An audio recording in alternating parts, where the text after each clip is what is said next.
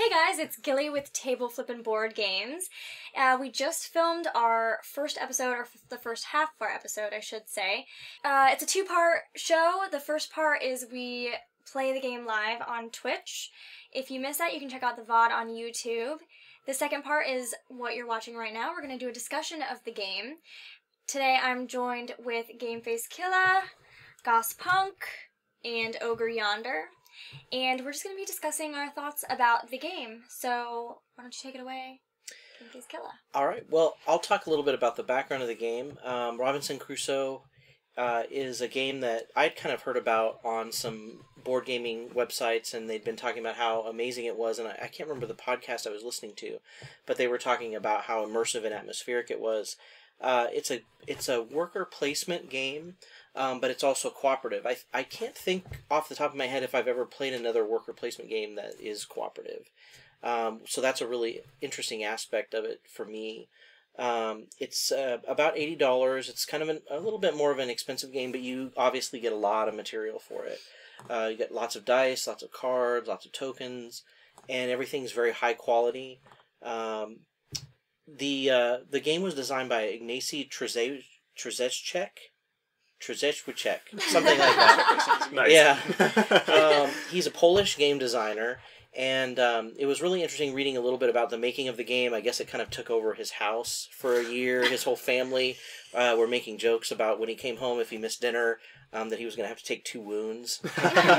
So it's kind of a really good... he seemed to be very passionate about it, though, and I think he's pretty excited about getting it published. He has done another game, Stronghold, which I'd never heard of, but he's a pretty new designer, I think. The publisher of the game is Z-Man Games, which is a publisher well known for probably, I think, the most popular game they've done is Pandemic, which is cooperative, so it kind of fits with the style of board game they're used to producing. They've also produced games like Carcassonne and Agricola, which are... Carcassone's a little bit worker placement, but also, especially Agricola, is worker placement games, which are more competitive. So this is kind of the best of the both worlds type of game. One thing that's interesting is that this game is based off of the book Robinson Crusoe, which, doing a little bit of legwork research, I've not actually read the book. I know I'm a failure as an English major, but the book is actually, I've seen, modes of it. If you've seen Castaway, it's kind of a similar thing. Guy gets deserted on an island. Anyone read Robinson? Yeah. No, I thought it was the same thing as the Swiss Family Robinson. No. So Yeah, those are. Whoops. Yeah, it's different, but. What's funny is there is a scenario that's Swiss Family Robinson in the game, so it confuses things even more. But he gets stranded on an island. He's very British, it's kind of an imperialist book. He befriends some prisoners that were being held by cannibals, and one of them is a guy that kind of basically becomes his servant, Friday. And so the two of them work together to try to release other prisoners and get off the island. And it's all about survival. But one of the things that's interesting about the history of the book is it's considered to be one of the first examples of the realist genre. So coming off of Romanticism, going into realism, it's about portraying things real as far as how psychologically damaging this kind of experience could be, physically damaging. And so it's really interesting that they named this game and they styled this game this way because it's very much simulates that in the board game, for sure. It's a super realistic board game. Yeah. There's definitely not a lot of... I mean, there are things that are abstract, but at the same time, there's some really interesting things that you definitely feel psychologically and physically exhausted by the time you're done. Well, yeah, I mean, the one thing is there's a morale... The morale meter, and as the morale goes down, your character starts taking wounds, and you start losing the tokens that let you do cool things. Right. So it's almost like your morale goes down. You start being sad and depressed about it, and another thing is like the weather. The weather is much more. It makes the game so much more difficult, which is very realistic because, I mean, it'd be way more difficult to be stranded on a desert island with in winter than, like, summer. It's very much an antagonist, for sure. You feel like it's a bad guy to beat, Yeah, as a new player, so I've never played this game before, and one of the things that I noticed kind of right off was that it ramps up very quickly, and the randomness of the weather plays a large part in your planning. So Yeah, you kind of, I mean, right at the beginning, we got screwed by weather, like, 3 times in a row. Which was weird because some of them were literally just random weather cards. Yeah, that right. we weren't even supposed to be experiencing weather yet, and we were experiencing it. And so, but, normally in games that, you know, in board games, I kind of look for strategy. You know, I want to be able to plan my move and make sure that, given the knowledge that I had, is the best possible thing that I could have done. Because this was kind of simulating being on an island where you're trying to survive, I actually kind of appreciated the randomness of weather. Because, you know, the rest of it you can kind of plan, and I do have some issues with a little bit of how it was done, but but mostly you could plan on what was coming and what to expect, but the randomness of the weather was something that made a lot of sense as far as the game's design goes. Yeah. So... Yeah, I like the idea. I hate randomness in games. Yeah. If I had my way, there would be no randomness, no dice, no dice. You have the option of randomness.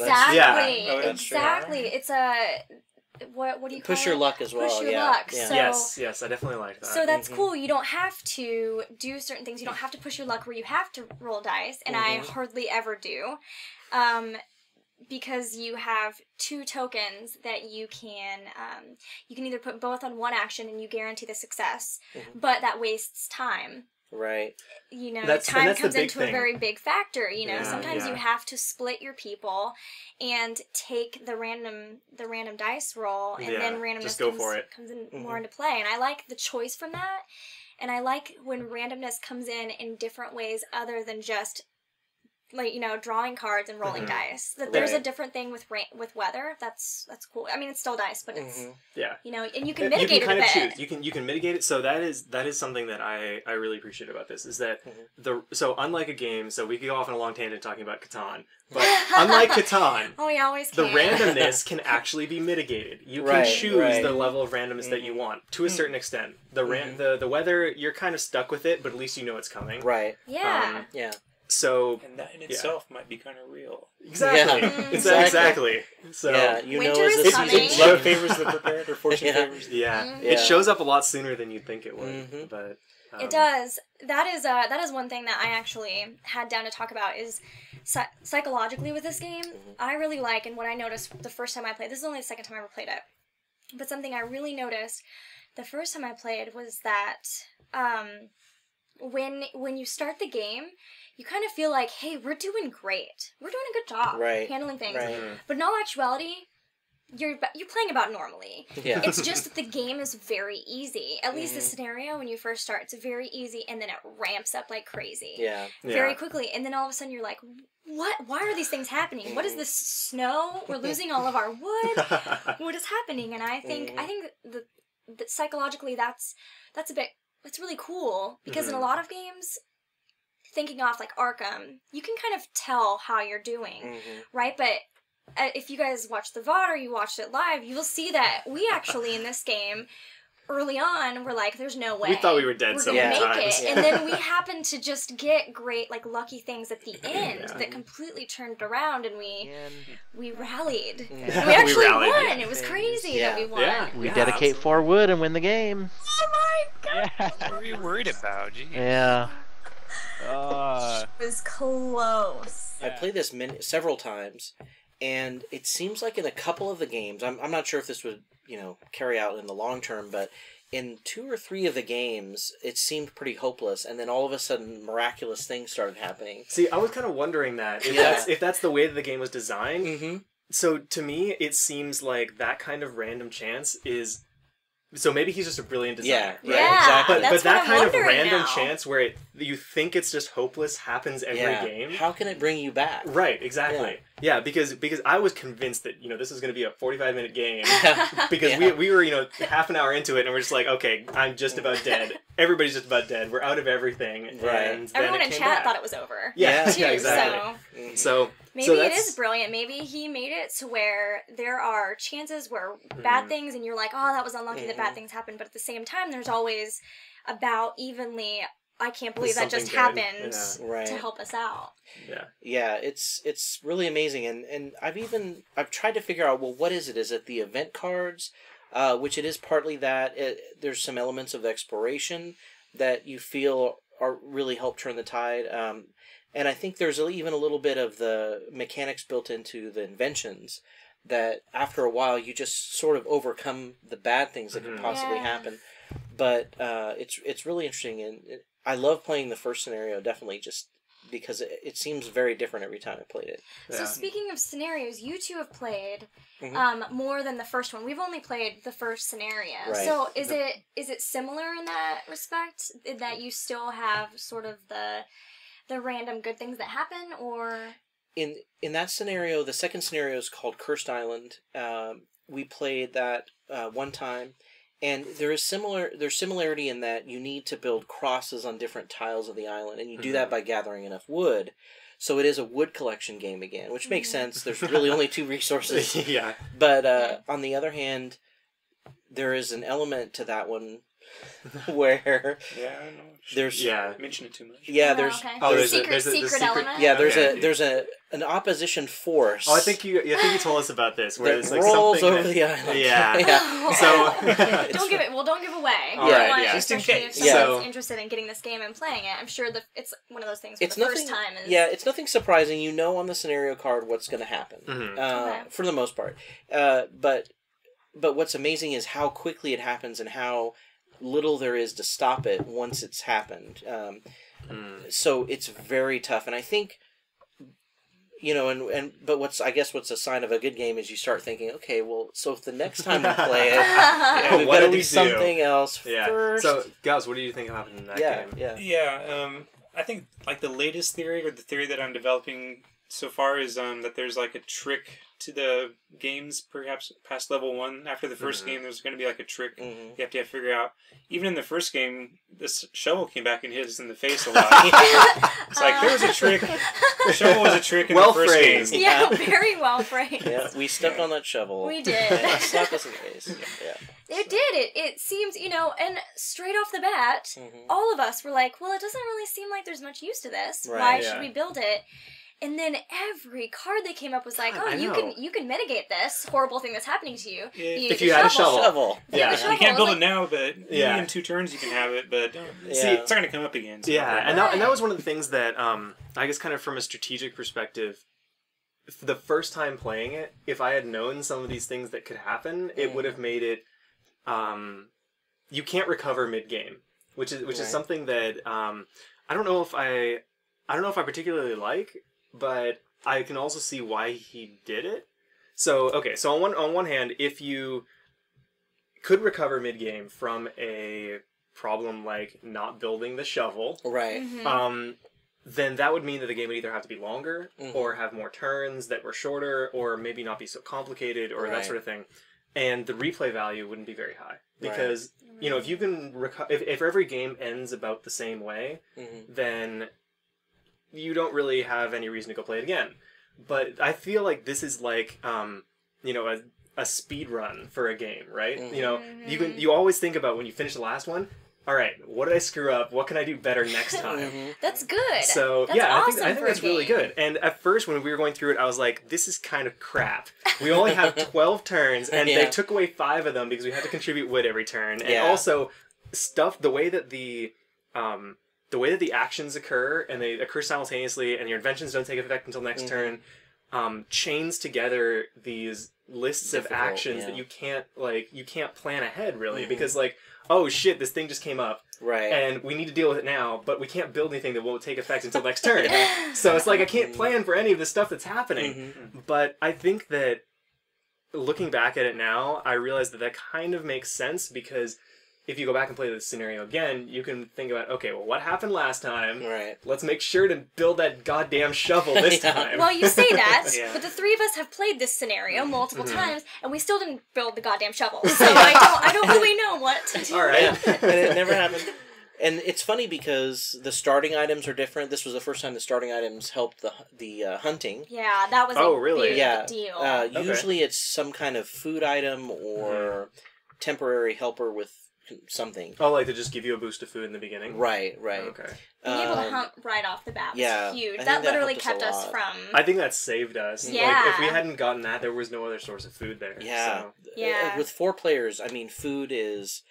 just terrifying to try to get every turn. Wasn't Evergold kind of that way? You had to feed at the end of the round. So. Yes. And as you get closer to the final rounds, it's like it's more. Somebody's starving to death. Just pick who. It's gonna be somebody. I hate maintenance. Yeah, I want to charge forward. Yeah. It's sometimes I like that in games. But there are other times it feels kind of like artificial, and you're not building quite as much as you want to. Yeah. The win condition being that everybody has to survive also was a big part of this game. Yeah. Yeah, because if everybody has to make it to the very end, then all of a sudden you're not worried about, you kind of, in those sorts of situations, you worry about your own character. Right. Making sure you maximize your health or maximize whatever it gets you to survive. Yeah. In this case, you're always worried about the person who's at the bottom. Yeah. And the problem is, if you're always worried about the person at the bottom, the people at the top just kind of get knocked down constantly. Yeah. Well, and then you also have the opposite case where there might be one person who's like, guys, I'll do it. I'll take one for the team. Leave me here. Yeah. It makes it a lot more cooperative, I think. Yeah, exactly.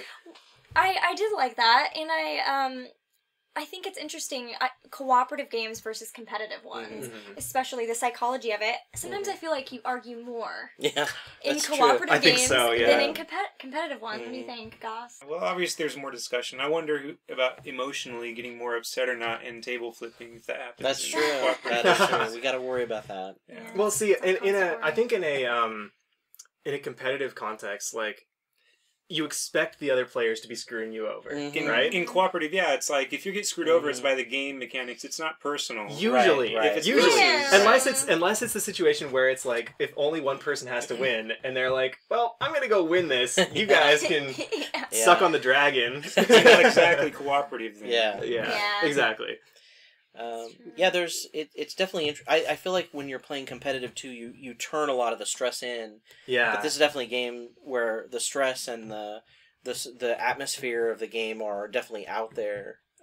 So people can see. Hopefully it seemed to be pretty interesting for. Yeah. It was. I think it was really fun to play through. So. I feel like the press your luck too kind of gets into.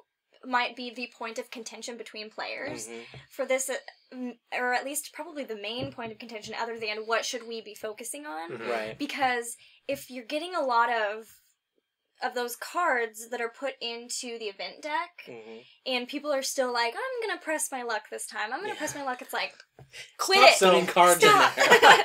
I want you to stop this. Are you talking about the curse cards, right? Well, those the adventure cards. The adventure cards, the question mark ones. So I actually didn't know how those worked at the beginning. And we didn't really see them play out all that much until the very end. Right. So, but I could see how, because I don't know if is this the normal way that it plays out? At the very end, most of the bad things that were happening weren't bad for us, except for those cards. It's totally we got kind of lucky. Okay, I think in that the things that were coming up just didn't really apply to us at the end. Vassal kind of hid that, but what you're supposed to do is when you draw a card that says shuffle it, you have a very small event deck. It's only got a number of cards equal to the number of turns, so there's 12. In this deck. So out of 12 cards, all of those adventures were shuffling in there. You could be, so that's why I thought it was a big deck or something. No, it's only. I mean, the deck looks big, but you pull from those the 12 you're going to use just for the game. I see. So you're really. So you don't know which 12 it is. Exactly. But... And the chances of us actually not pulling out those adventure cards more often was crazy lucky. All right. I thought like when we put one of the gray adventure cards, we put it in there and we drew it the next turn. I was like, what are the chances? Yeah, exactly. It gets more later on. Yeah, because once you use the event cards, then they're no longer in the deck. You shuffle more in, you're going to get them more. So and they're pretty much always bad increase your probability the further right. along you go. All right. So I think that one thing that's interesting about, and this kind of goes back to how you think that you're doing well at the beginning, but really it's just easy because it's summer, is you're willing to take more risks. Oh, I've got time to take more risks. I got these cards. It's okay. We'll put them in. But yet, they're not going to magically. They're not going to come up until it's winter. You're dying of starvation. Animals are hunting and trying to eat you. And then, oh, by the way, those poison berries that you ate, you also have diarrhea. Fantastic. So, all right. So, okay. So I actually have a bone to pick with this. So, as the first time playing this, my experience was, welcome to the game. take some damage. It's like, really? There's no possible way to... Yeah. Okay, all right. So the Thanks. shelter thing? Yeah. Yeah, it's like... I do think that's interesting because I think there's a couple things. Like, one thing that might be psychological, like, whoa, this game's going to be hard because I'm taking damage first turn. Right off the bat. Yeah, and so you worry about that. So really you have to depend on the luck of exploration. Yeah. When you first start, and I don't know if maybe was his intention to simulate when you first get on an island, you're like, okay, we got to figure out what we're doing. Yeah. Yeah. I kind of think that it played out correctly. Because my first instinct was, okay, where can I go get me some health? Yeah, exactly. But if you do that, you consequently impact all the other turns in the future. Right. And so I think one of the challenges in designing this game was having it be just the right length so that when you start building up things like the recurring resources that you get every turn, it doesn't end up just winning you the game.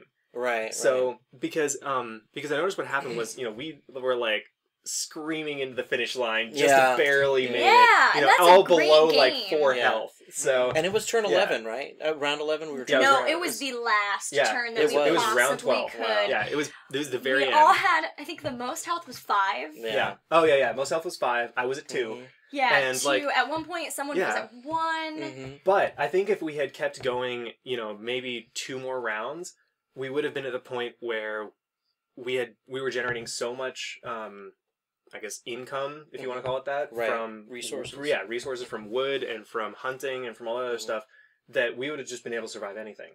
Yeah. So I think that was really cool how that was designed. Because because balancing that must have been very difficult. Yeah, because exactly when the turns end is exactly where it's curving up to where where your you're survivability is pretty much guaranteed. And nothing's gonna take you down. Because we had like a 4 roof and we did. We had no like invention. We had 4 inventions left. Yeah, exactly. Yeah. We had 2 inventions left. So I think that was very well done. Although at the time it seemed like, holy crap, we're never gonna make this. There must have just been one. Was there just one turn where all of a sudden we were like, maybe we can do this? I feel like there was a point where we were like... There was definitely a turning point. I think we started getting a couple of good event cards, and then we started getting our camp in the right place. That was one thing that was terrifying. It was like, where are we going to put our camp? We cannot put it anywhere.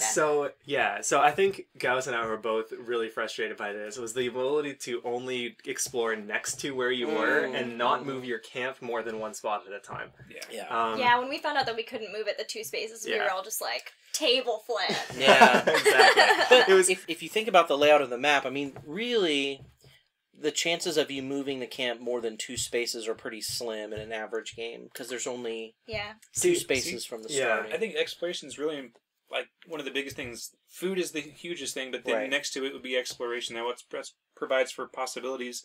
I was wondering if, like, the first move when you're on the beach to double move over to this central tile and get that on the first round. And you can explore, like, adjacent hexes from there on. So you think, like, maybe explore that place first and then go camp there and take the damage if you have to? Yeah, just kind of take the hit on the first round, but then you'd be adjacent to so many tiles from there. You'd be able to take 6, without ever having to move again. Yeah. And instead of what we did, which was... Yeah, to kind of like move migrate. We did. We pulled just a slow lost. migration. The only thing that I'm not sure about is if you can explore 2 away if you have to make a path through explored tiles. Yeah. But I mean, I wouldn't see why you couldn't do it. Well, if you just that first turn explored 1 and the next one over. Yeah, that's true. You could have someone explore 1. It'd be ideal if the explorer had their tokens up so that they could choose the tile, draw 3 and choose 1, and then that'd be the central tile. That would be really good. So. Yeah, that's an interesting idea. The next game. See, and this is getting back to the exact same thing. That is a well-designed game. Yeah. If I have to say, because not only, and you talked about this being a little bit more expensive of a game, but it's not just the same game over and over again. It's a scenario-based game. So when you get this game, you're literally pretty much getting 5. How many does it come with? 6 different games because of the different scenarios. Wait, this comes with all 6 scenarios? 6, and because of how scenario-based games work, people can make up scenarios. They can come out with new... Wow. I actually thought it only came to this one and you got all the expansions or something. No. Wow, 6 scenarios is 6 different board games. Well, yeah, and I mean, each one seems to be replayable, too. So I think that's something that... I don't know, I guess I'm kind of leery of with scenario games is that if you're playing the same scenario, how are they different? Yeah. But I guess the complexity that is part of this game makes that makes that happen. And we really didn't see anything like the book icon comes into play on event cards. It doesn't have an effect in this first scenario, but it will later on. And that's what has the terrible effect. Tiki, the tiki. Yeah, the tiki, which comes with exploring certain tiles that have the tiki symbol. Those have certain effects in different scenarios. Plus, every scenario has its own specific items that you can invent. Are they always available, or are they random? They're random. Was it 5 random? Yeah, there's 5 random, but then on each scenario... Oh, each scenario also has... Oh, the hatchet was for this one. Yeah, the hatchet is only available on Castaways. And the mast. Yeah, and the mast. I see. Okay. Those are the only available on this scenario. All right. And what's interesting, too, is, Tom Vassell, I was watching his review of this game, and he said, Castaways could have been the whole game. Yeah. People would have been fine. Yeah. And it's true. And then, no, they went ahead and added 5 others. Yeah. And it's so, well, I think one of the things that's really well designed is that the discovery tokens, the inventions, the round numbers, and the fact that different rounds have different weather dice can all be manipulated to create different scenarios.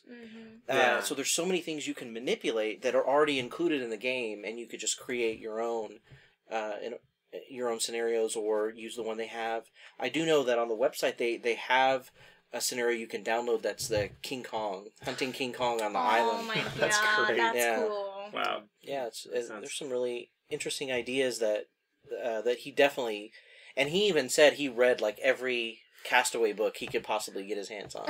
So I could see how he could find some good things in there. But did he watch Castaway? That's a good question. Hopefully not, but well, one thing I was going to ask you guys, what did you think about the woodpile columns? So let's go around and answer this. Yeah, Goss. Goss. No, yeah. So as somebody who's played before, what do you think about, I guess, separating you're asking separating the woodpile columns and only being able to do one each turn? One run, yeah. Okay, I was thinking like, what can we pick apart and say what isn't real about this? And right. I am wondering about that. How is that realistic? In what scenario?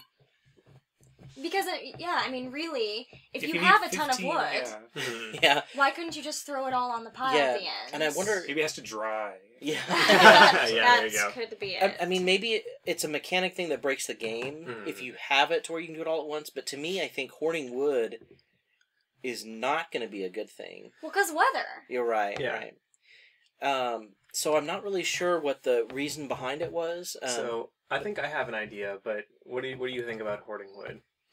Or I guess not hoarding wood, but not having to allocate it. Yeah, not having to allocate it. I think psychologically it's very weird because you feel like, guys, we have got to be putting wood on this. Yeah. Okay, we've got to be doing this, and then we're it's like, a game thing, not a story thing. Yeah. It's like, we've got time, and then you're like, next turn you're like, but shouldn't we? Everyone's Did like, you probably pay attention to this? Yeah, like halfway through the game I was like, guys, we have 6 turns, and 5 of those we got to put wood on the table. So what were you gonna say? Yeah, well, I think it's kind of hitting on this point where it's like the stacks of wood sort of represents the idea of putting off something. Yeah. So you have the option of a little bit or a lot. And it's like, that's true. Maybe it is something like the where you can see the benefits immediate gains versus, what is this? I don't know. Yeah. Delayed satisfaction. Opportunity cost. Yeah. Opportunity cost. Yeah, where you're like, okay, but next turn, if I build this, then we'll get food right away. If we build the rope this turn, the next turn I can build this snare.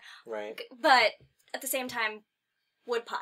Yeah. That's how we win Gotta the be game. put on the woodpile. We don't win the game with the snare. We win the game with the woodpile. Yeah. But that's so it's so far off. You feel like you can put it off, but then all of a sudden you're like, guys, we have to literally fill up a thing from now on until the end of the game. And by the way, if we have any bad winter effects, we're going to burn our wood. So, I think from a strategy perspective, that makes the game easier. Really? I think it was added to make the game easier. Yeah. Because so think about it. How much wood were we able to generate on the last turn? Gosh, like quite a bit with 6 gathering. or So 7, yeah. So we could do 7 on the last turn, right? Okay. Right.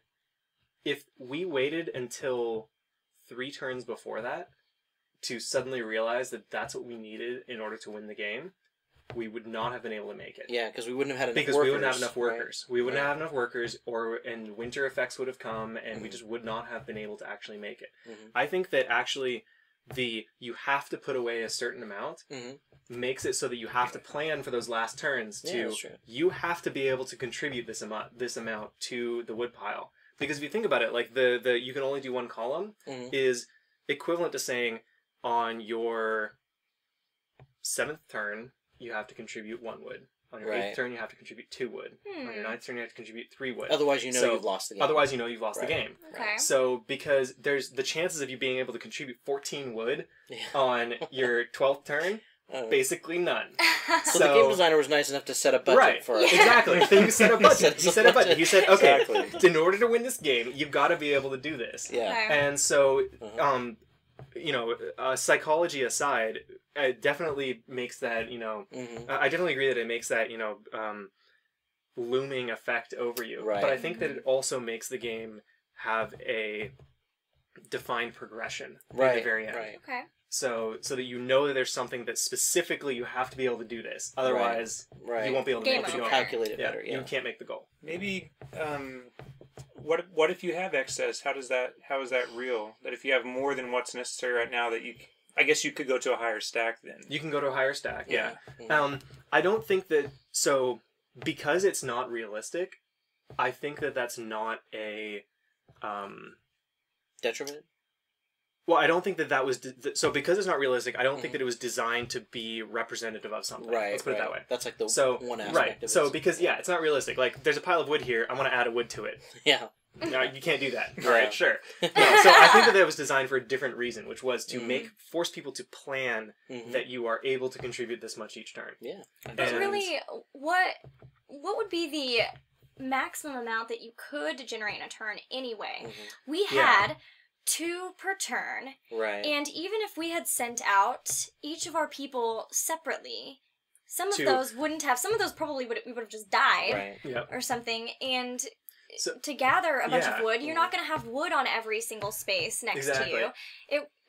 I think you're right. yeah. So yeah, with 6, even with 4 people playing, the most that we could have split everybody into 2, and collected all 6 around us plus another 1 spot. If we had that much If around we had us. that much around us, and we could possibly gotten 3 from our own location, right? Up to, with the shortcut. 2 from our own location Yeah. plus a shortcut. Yeah. So that would have been potentially, if we rolled properly on Perfectly.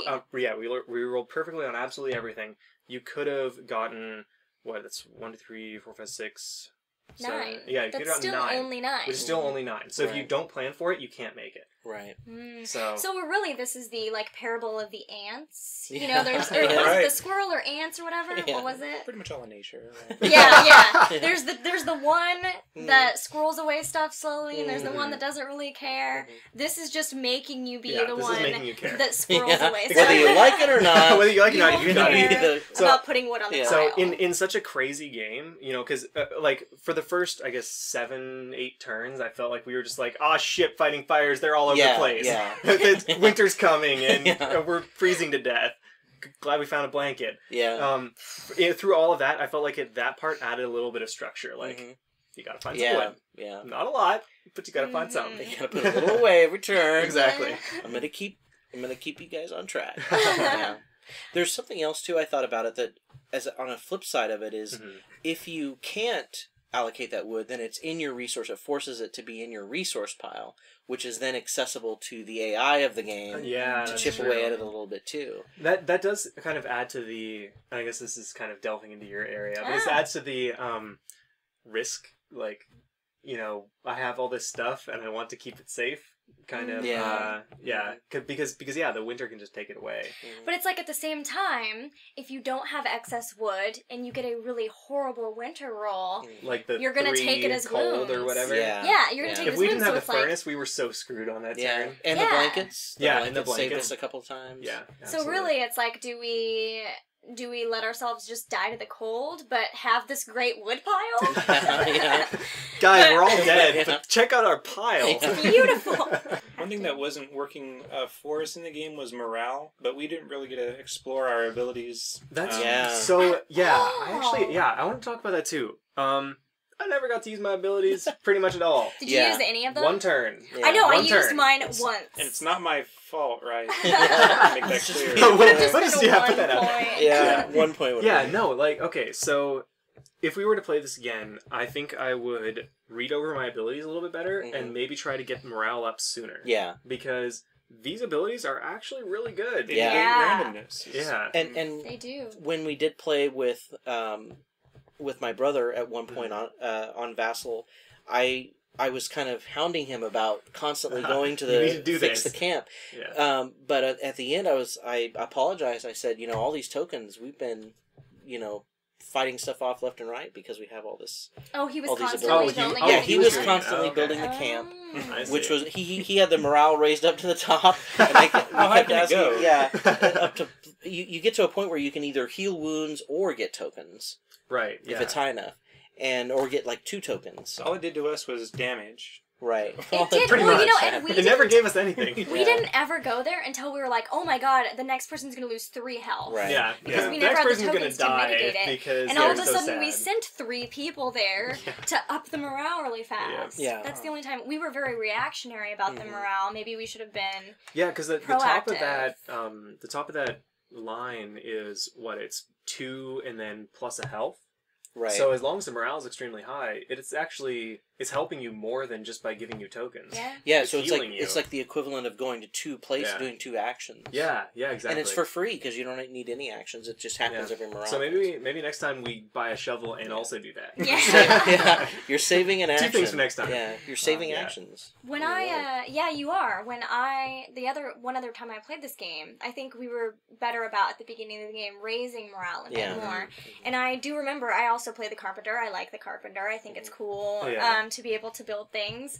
And I got to I for sure used more than one of my special abilities. This time I used one of them once. Yeah. But I for sure got to use the one where I spend less wood.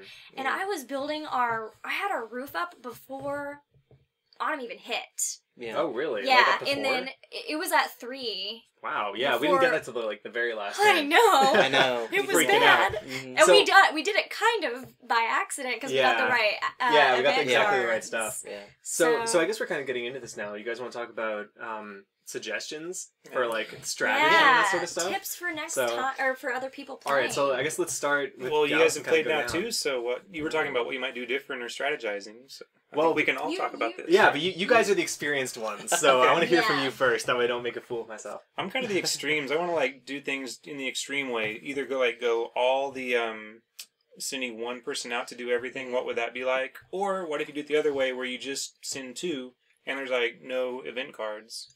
Yeah. What would that be like? Yeah. High morale. That would be interesting. Mm-hmm. So I don't know. I'd probably strike a So balance. It seems like minimax it. Yeah. What's that? Minimax it. Minimum. Yeah, I'm Play it terrible at once. that. All or nothing. Yeah. Be in the middle.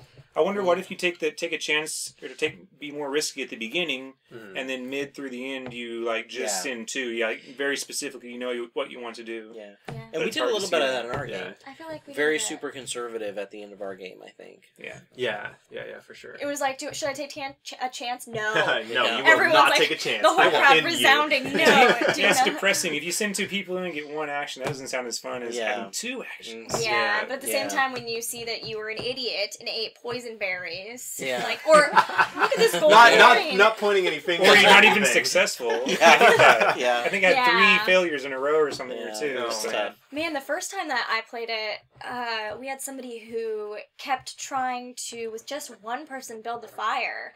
It was like, are we even going to get fire Yeah. by the end of Oh this? yeah, we got And that in was like the scary first turn because or we second put turn the or 2 something. people. Yeah, we we knew were that's, like, and that's fire. Yeah, that's a game-winning Actually, requirement. so since we're talking about strategy, what did the fire get us again? It was just a basic scenario requirement. But does the fire itself it also built the palisade to the level up one because it's kind of defense to have fire, right? You know, you keep away some creatures with you can shoot flaming arrows. Yeah. So the palisade is mainly good for when winter comes, though, right? When the animals start attacking? Right. So do you think it would have been there better are to some build event the fire cards later? There are some event cards that trigger. Okay. I don't know. I kind of think we should have waited to build the fire a little bit later. It just seems so like you think, okay, first thing on a desert island, right? Yeah. Find water, get shelter, make fire. That's yeah. And there are some event cards that say you can knock the palisade down or you can knock the roof down. And since the roof is a little more, well, I guess they're the same cost, but I don't know because you need the roof through autumn and winter. Right. Yeah. You only need palisades in winter. And summer, apparently. Only when you get shitty cards. Yeah. So, yeah, it seems like the roof was very essential for us. And that, I mean, cards just keep coming up for it. But the palisade, I don't know. If each card can really only knock it down by one in this scenario, then you just need to keep it at 1. Right. So we kind of had that theory going as the game went. Yeah. Because the die, I believe, doesn't have anything more than the hungry animal die doesn't have more than a 1 loss. And the only bad thing that can happen is if you have an event card and the die at the same time, both. And I don't know. I guess I can't really say because I haven't looked at all the event cards, but I feel like that would be rare enough to be able to take the risk. In all the risks that you can take in this game, I feel like that would be rare enough to be able to push that. Yeah, to push off the palisades until later. Definitely favor the roof. Yes, that favor is the for roof. Sure. Yeah. Get yourself some wood, build yourself a roof. Right. Like, get your home first order of priorities, I guess, is get your camp established. Stop moving it around. And so get that done. And for sure, if you're going to move your shelter, move it before you've started building your roof up because that's a waste. And this is similar to Agricola too. I think things like the hatchet, get those out earliest turn possible, because even if you don't get your shelter built, but you build the hatchet, or even if you don't. Even if you forget other things, if you find a source of regularly scheduled food, same with the snare, wood, the snare too is a shortcut. Those will all pay off in the long run because the more turns you have them, obviously, the more you're going to expand your resources. So here's an idea. Is the bed a defined item, or is it a random one? It's a random one. Okay. Right. All right. I was going to build a whole strategy around that. There you go. Sorry, buddy. So were you thinking? Well, strategy. It's a good strategy. Yeah, exactly. It's a sexy strategy.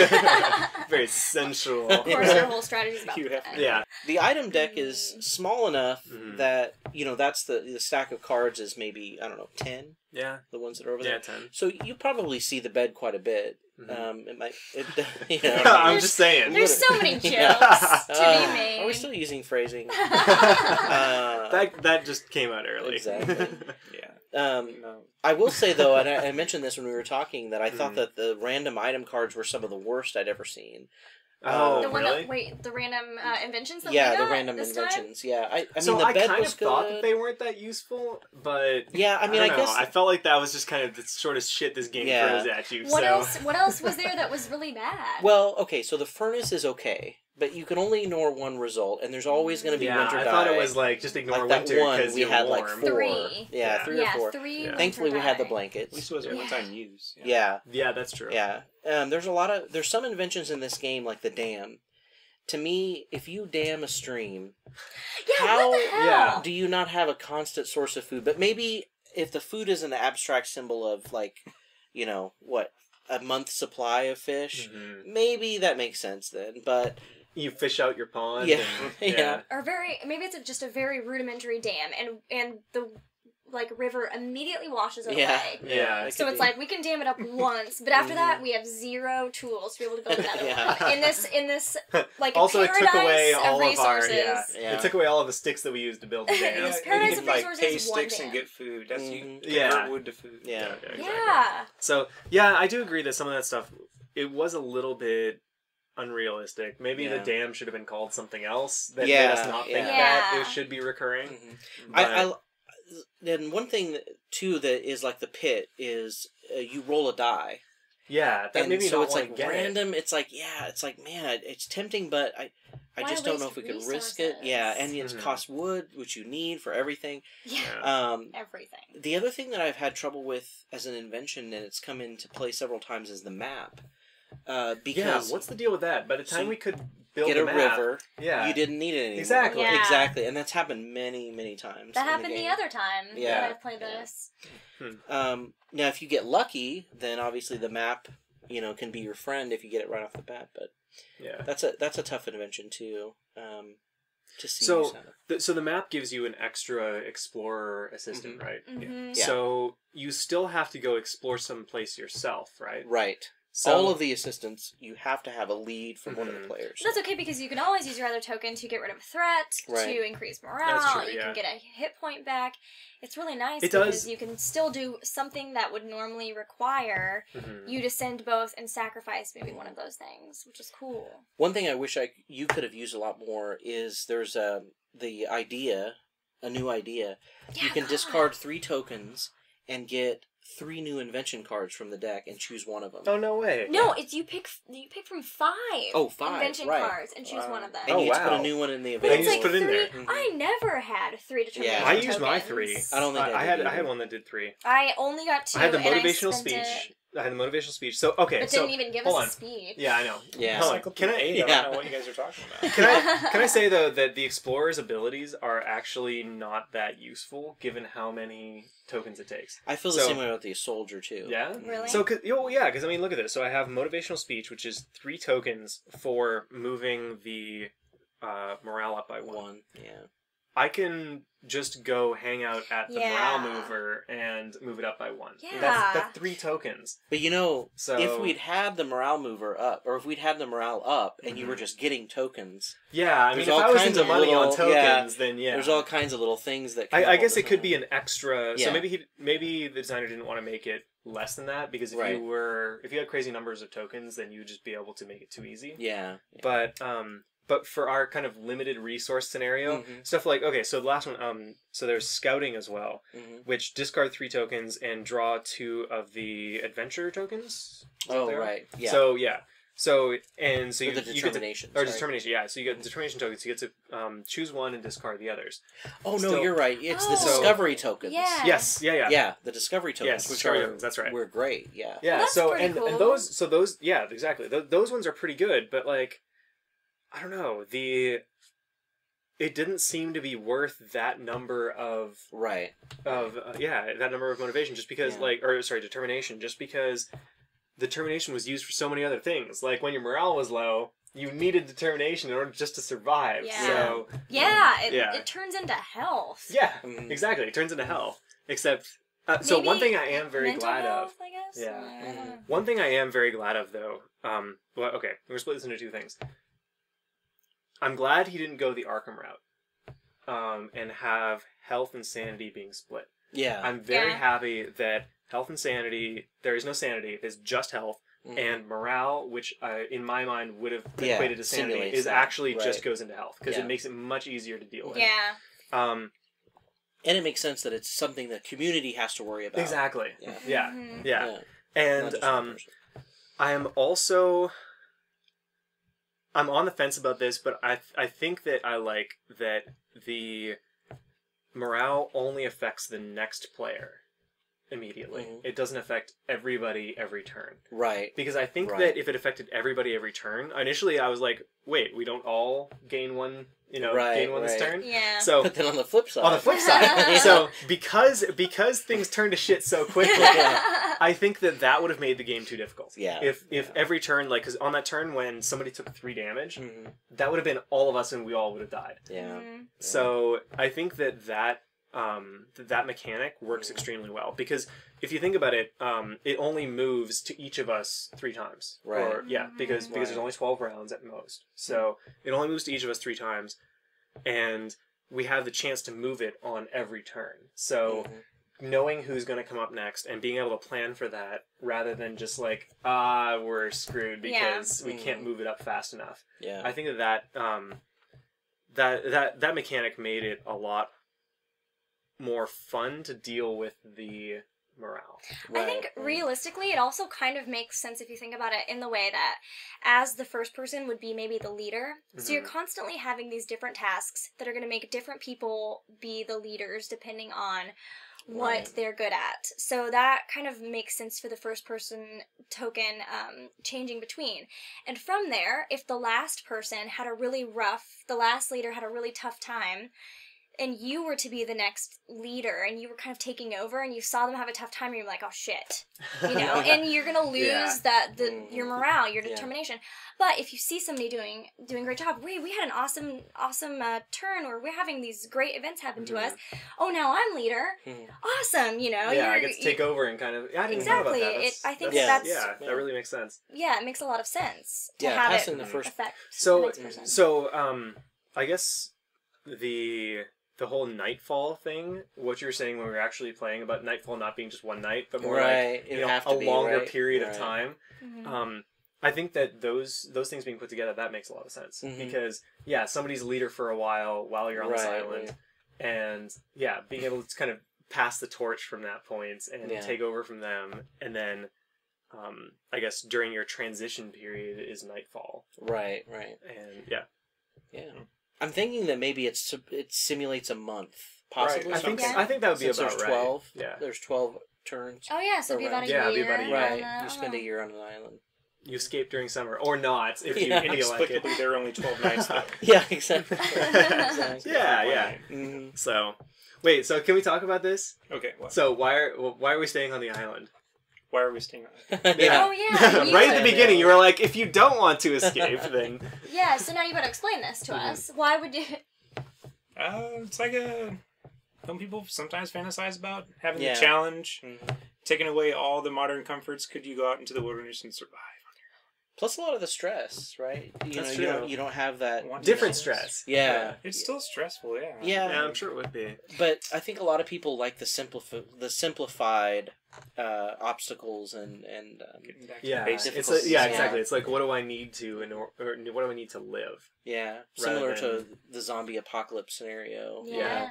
You feel like it's simple enough you could handle the zombies for the most part, and then it becomes how do I survive and live day to day kind of thing.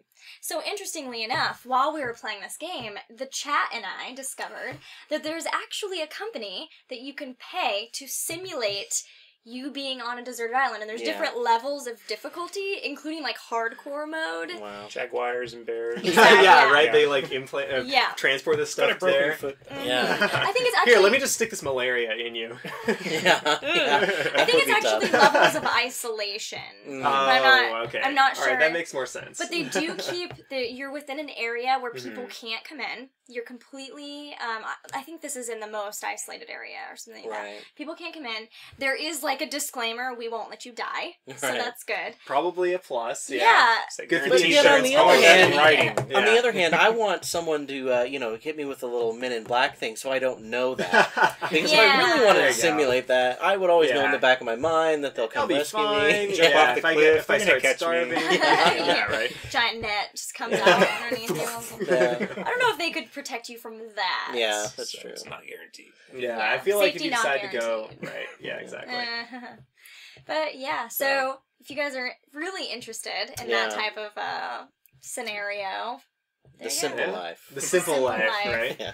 Well, so this kind of reminds me of the last uncontacted civilization in in the Have you guys heard about this? So have they been contacted yet? No. So they are. So it's interesting because there's all these groups in the Amazon and that sort of stuff where they've been kind of uncontacted, but really they know we're here. People, whatever. So there's a island that's off the coast of Australia, New Zealand, kind of a little bit north of there, where mariners have feared to go for hundreds of years because the only boats that have ever actually ended up there. So it's an area that has very very stormy seas and it's very hard to navigate.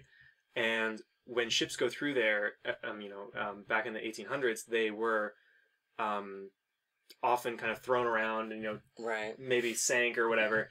And even more recently than that, when ships went under distress and their lifeboats came off, if a lifeboat ended up there, they left immediately because the native residents would come out charging at them with, spears and bows and arrows and everything, and they would try to kill them. The last group that ended up there, you can still see on satellite photos the area where they were taken up on land and killed. Wow. So this is the tribe that their entire island is owned by them. They still live in a jungle, basically.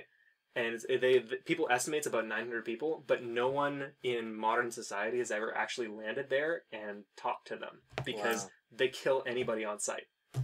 So... Wow. Yeah, it's really crazy. Robinson Crusoe. But it's a big enough island they have enough to survive on? It's a big enough island they have enough to survive. They've been there for hundreds of years. And they do not want anything to do with any of us. Wow. So it's like, it's kind of like the last, frontier, I guess. Yeah. Because I feel like a lot of the rest of the world's kind of just been explored. We know who's there. But these people, complete mystery. Nobody knows who they are. Yeah. That is awesome. That's really cool. Yeah. And also terrifying. And terrifying. I would never want to go there. Yeah. Oh, obviously not. You would not survive. No, not so much. So do we have any other tips for people playing? I did want to point out something that I didn't really get to talk about, but one of the coolest aspects, I think, of this game by far is the fact that each character that you can pick has both a male and a female side to the card. Right. And for some people, this might not be an issue if they don't care, who they're playing. They just pick off of abilities. But I am a person who really likes to, at least get into the mindset of the character that I'm playing. Right. So for games like Descent, maybe I'll be reading and I'll think, oh, this character sounds really cool. And occasionally I'll play male characters because I really think the abilities are cool. But I far prefer to play female characters. When you get a new game, I think, okay, let me see the girl characters, please. Right. Because I want to play a female character. Right. And I think that it's so cool that I really can pick off of abilities in this game and then play, the male or the female character. I completely agree. There have been a lot of games in the past, especially video games, where I guess the designers didn't really want to model multiple characters for the same person. Yeah. Where so specifically, I think I told you about Darkstone. It was like a kind of a Diablo remake.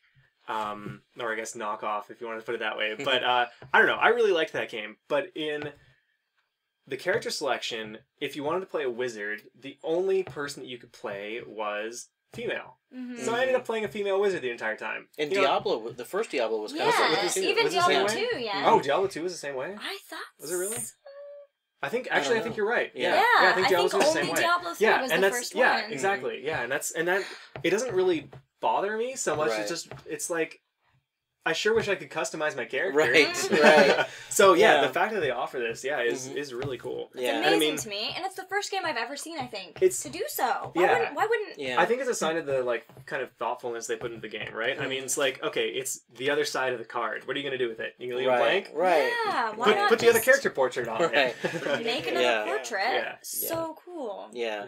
And it's definitely, I've been reading a lot of articles about things like, well, why, if it's a fantasy world, can't you have some kind of different kind of hierarchy of power, or at least equality as far as the sexes go, or something? Because it's fantasy. Yeah, why not? You have dragons in your world. Why can't you have women that have no different abilities than men as far as fighting or powers, things like that? So that's so definitely cool. true. Yeah. Well, we'll definitely be revisiting this discussion when we play Arkham. Yeah. There's some interesting choices there. Yeah. And speaking of the portraits a little bit, we didn't really get into this, but too much. But the art. What did you guys think of the art of the game? I think it really fits with making me feel like the old timey, charcoal kind of. What were we saying? Kind of Victorian a little bit, sketches more than actual fully fleshed paintings and things like that. But there's such a really cool amount of detail. Yeah.